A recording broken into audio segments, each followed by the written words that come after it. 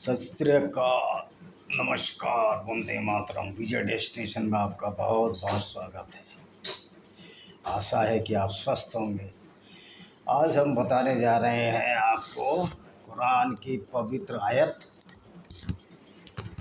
जिसका मौजू है या चैप्टर है अस-सूरा, आयत नंबर 7 क्या बोलती है, देखते हैं। और जैसे हम स्पष्ट आयतें उतारते हैं, उसी प्रकार हमने तुम्हारी ओर एक अरबी कुरान की प्रकाशना की है।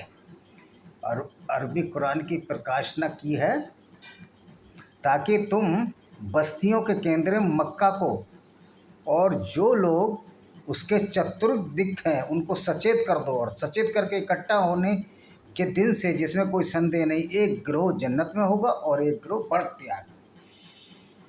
तो ये आयत उतारी गई ऊपर से कि हम बिल्कुल स्पष्ट आयतें उतारते हैं। बिल्कुल आप बिल्कुल स्पष्ट आयतें उतारते हैं, इसलिए तो काफिरों को आप वाजिब कातिल मानते हैं और काफिरों की सिरे के साथ बलात्कार भी करते हैं। इसमें कोई शक नहीं कि ये सब माली गनीमत में सर्टिफाइड करते हैं।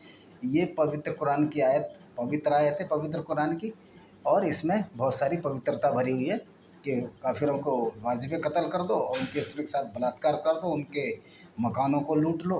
वाकई बिल्कुल सच्ची किताब है ये, और वो उसी प्रकार बोल रही है। और इसमें हमने अरबी में इसलिए प्रकाशना की है जिससे अरब के लोग समझ सकें और उसी के आधार पर ये लूट कर सकें, जैसे कि मोहम्मद कासिम ने की थी, या राजा दाहिर की दोनों बेटियों को वो ले गया था। तो बिल्कुल आपने एकदम करेक्ट आयतें उतारी हैं, एकदम सबके समझ में आ रही हैं। और अरबी से जब इसका ट्रांसलेशन हिंदी, उर्दू और अन्य भाषा में होगा तो और बहुत ज़्यादा समझ में आ जाएगी। और हिंदी में समझ में आने से हिंदुस्तान के सब लोगों को समझ में आ गई कि अल्लाह ने, जो पाक अल्लाह ने, उसने ये आयतें निकाली हैं कि काफिरों की स्त्री के साथ रेप करो। बिल्कुल बिल्कुल। और उसने दो हिस्सों में बांट दिया अल्लाह ने, यह भी बिल्कुल क्लियर समझ में आ रहा है।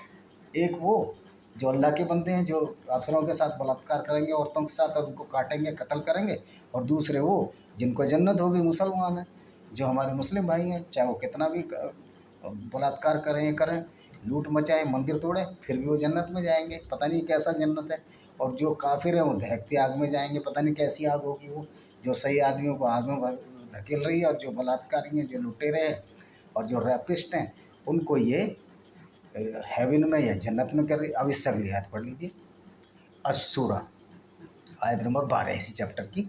आकाशों और धरतियों की कुंजियां उसी के पास है, वह जिसके लिए चाहता है रोजी को सादा करता है और जिसके लिए चाहता है नपीतुली करके देता है। निसंदेह उसे हर चीज़ का ज्ञान है। तो कहते हैं उसमें आकाश और धरती का सारी जो कंट्रोल है उसी के पास है, और जिसको चाहता है वो रोजी देता है, और किसी को ज़्यादा देता है, किसी को कम देता है। और जिसको कम देता है और जो ज़्यादा कमा भी ले, जो काफिर, उससे लुटवा भी देता है। ये कुरान की आयतें हैं भाई, वो माले गनीमत में है। तो बिल्कुल वो कम ही रोजी हो गई ना। काफिरों ने मान लिया 100 रुपये कमाए, 80 रुपये लूट के ये माले गनीमत में ले गए, तो आपकी तो इनकम कम हो गई।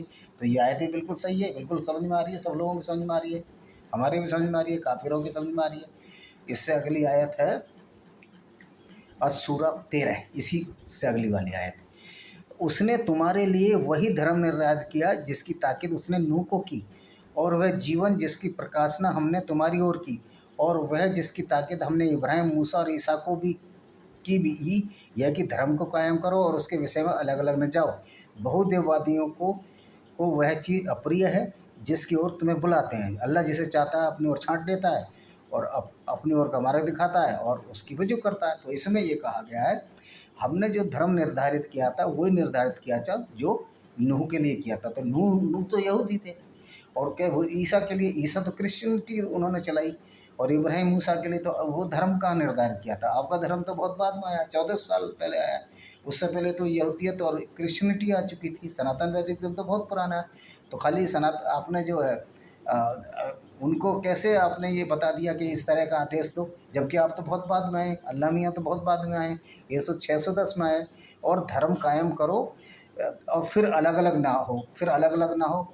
लेकिन वो तो अलग हो गए, तो इसलिए उन्होंने उनको बहुदेववाद, उनको भी मारने के लिए आपने बोल दिया।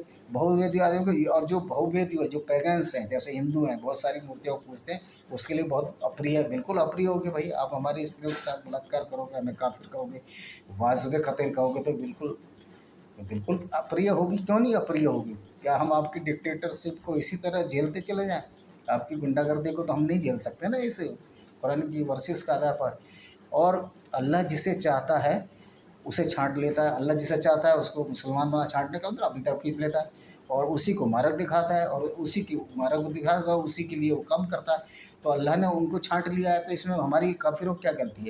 ये तो अल्लाह ने ही छाँटा है ना, गलती अल्लाह की है कि उसने मुसलमानों को छाँटा है और हमको छाँटा नहीं। तो इसमें दोष हमारा नहीं है, काफ़िरों का कोई दोष नहीं है, इसमें दोष अल्लाह का है। तो ये आयतें हमने आपको बताई कि कुरान बिल्कुल ही स्पष्ट और पवित्र किताब है, जिसमें पवित्रता के साथ कहा गया है कि काफिरों की स्त्रियां जो है माली गनीमत है, उनके साथ सेक्स भी करो, आप उनको वेश्यालय में बेचो, कम बाजार में बेच दो। ये इब्राहिम मोहम्मद बिन कासिम ने कोई गलत काम थोड़ी किया है, और उसने वही किया जो कर रहे हैं, जो इस्लाम कह रहा है, कुरान कह रहा है, वो भी सच्चे मुसलमान, और सच्चे मुसलमान यही करता है।